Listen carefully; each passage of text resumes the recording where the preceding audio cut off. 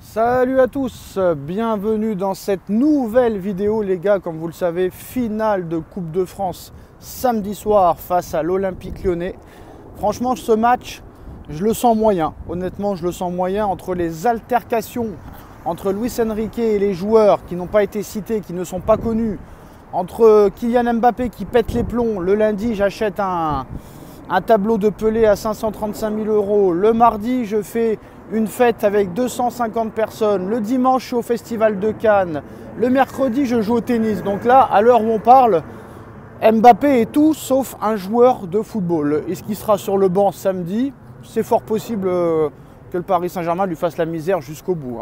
Surtout que pas un mot pour Nasser. Nasser a été invité de nulle part. Nasser qui s'est mis à genoux devant lui et lui a tout donné. Voilà le remerciement, c'est ça la vie.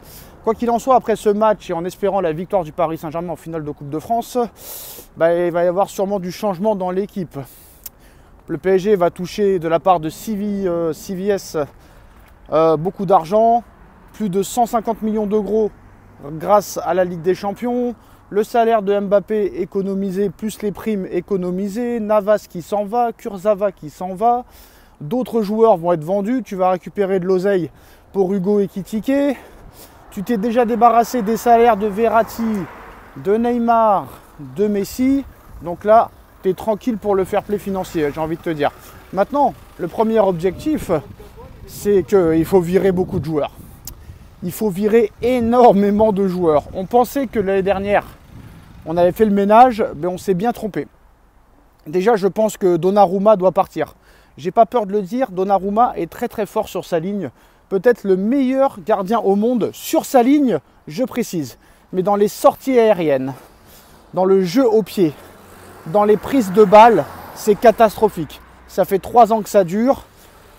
Il n'a rien apporté en Ligue des Champions. Il fait des très bons matchs en Ligue 1, mais en Ligue des Champions, ça ne suit pas. En Ligue des Champions, il n'a jamais été décisif. Donc je pense que 3 ans pour un gardien pour montrer ses preuves, c'est largement suffisant. Donc je pense que Donnarumma doit partir.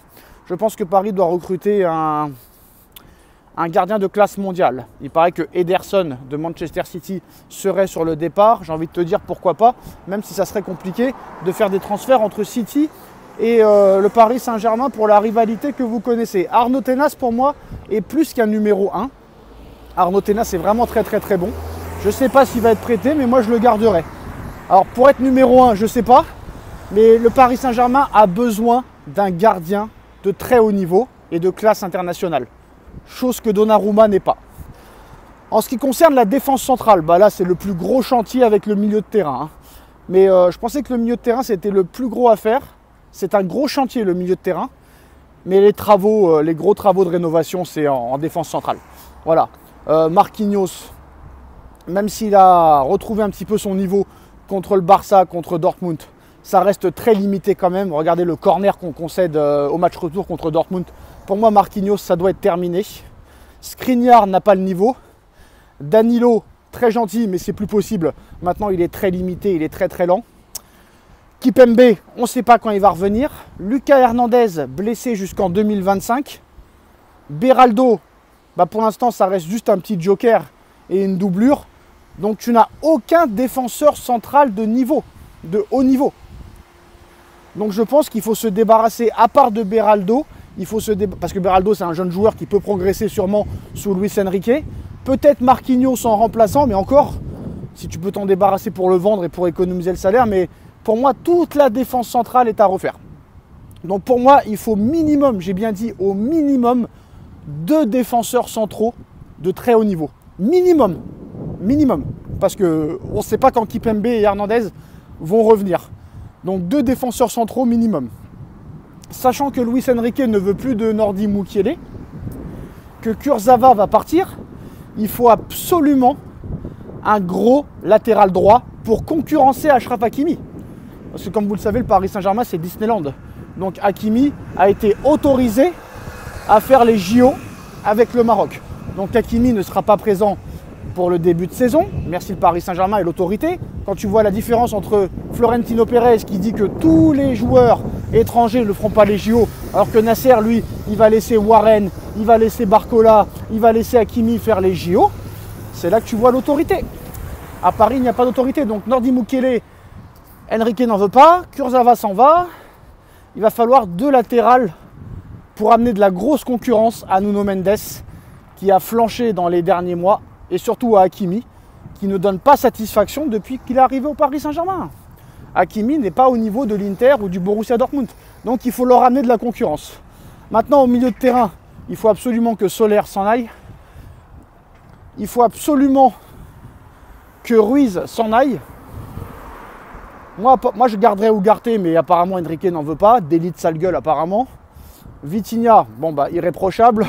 Vitinha c'est une pépite d'or, on le garde. Mais au milieu de terrain, Soler, Ruiz doivent absolument partir.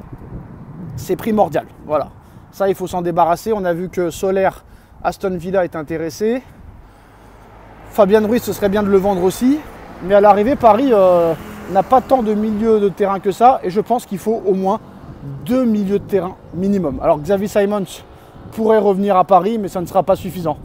Pour moi, il faut 2 top niveaux. Il faut un Guimarães et il faut un Barella. Voilà, ce seraient les 2 joueurs idéaux. Et maintenant, bon, bah, tu as Dembélé et Barcola sur les côtés, mais il faut encore peut-être 2 concurrents à ces 2-là. Et surtout, le plus difficile, ça va être de trouver un attaquant qui met minimum 30 buts dans la saison. Est-ce que Gonzalo Ramos peut être ce joueur qui te met 30 ou 40 buts dans la saison? Si bien sûr, on joue pour lui. Alors on sait que le Paris Saint-Germain est intéressé par Osimhen, Raphaël Leao, Marcus Rashford, Gvara. Mais voilà, est-ce que Gonzalo Ramos, sur une saison complète, si tu lui fais confiance, est-ce qu'il peut marquer ses 40 buts? C'est fort possible. Regarde Cavani, quand Zlatan il s'en va, personne ne croit en début de saison que Cavani va mettre 45 buts, toutes compétitions confondues, l'année 2016-2017, après le départ de Zlatan. Surtout que le début de saison pour lui, les 3-4 premiers matchs sont très compliqués. Même on se rappelle du commentaire exceptionnel de Francesca Antonini qui nous dit que Cavani ne mettra même pas 6 buts dans la saison. À l'arrivée, il en a mis 45. Et pas contre des petites équipes. Hein. Donc voilà. Maintenant, qui c'est qui va venir? Qui c'est qui va partir? Pour l'instant, on ne le sait pas, mais il y a au moins 7 ou 8 joueurs qui doivent partir et qui doivent être remplacés. Mais je pense que ça va être un très gros mercato, qu'il faut se concentrer, qu'il faut travailler main dans la main, et pour éviter les déboires l'année prochaine. Parce que cette année, on a eu beaucoup de chance. On a eu des avantages au niveau du tirage au sort. En poule, c'est presque un miracle qu'on passe en 8e. On tombe contre la Real Sociedad, qui est décimée par les blessures. Contre le Barça, si Araujo n'est pas suspendu, si Araujo n'est pas exclu en début de match, on ne sait pas si le PSG l'emporte. Après, on peut dire pareil, on peut dire que contre le Borussia, si les poteaux y rentrent, bah, tu mets 6 buts aller-retour. Voilà. Donc on ne sait pas vraiment ce que vaut le Paris Saint-Germain. Apparemment, d'après Luis Enrique, on sera beaucoup plus fort l'année prochaine que cette saison. On verra ce que ça donnera, mais il y a un gros chantier à faire. Dites-moi en commentaire ce que vous en pensez. On like, on partage, on commente, on s'abonne. On se retrouve très vite pour une nouvelle vidéo. Tchuss.